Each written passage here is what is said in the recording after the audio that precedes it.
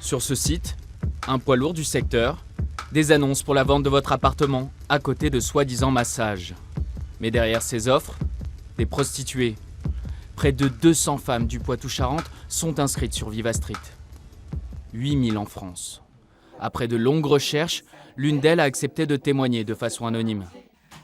Sarah vend son corps depuis 20 ans, dont 10 ans sur Internet, un moyen moderne qui ne l'a pas empêchée d'être victime d'une agression. Quand je reçois un client, j'ai toujours peur que ça recommence, de tomber sur quelqu'un de violent qui me force à avoir des rapports sexuels aussi violents. Aujourd'hui, je suis armée, batte de baseball, bombe lacrymo, taser. Voilà. Je dois être plus rapide que lui si je vois qu'il y a quelque chose qui ne va pas. À cette violence s'ajoute la concurrence.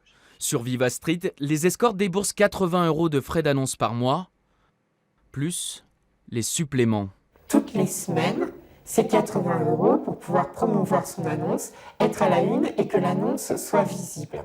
Personne ne nous met le couteau sous la gorge, mais c'est fortement conseillé si on veut bosser. Les pratiques commerciales de ces sites peuvent-elles s'apparenter à du proxénétisme ?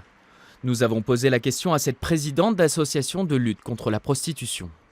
C'est pas exactement pareil parce que les sites internet comme Viva Street, etc., ils vont dire qu'ils savent pas qu'il y a des femmes qui se prostituent sur leur site.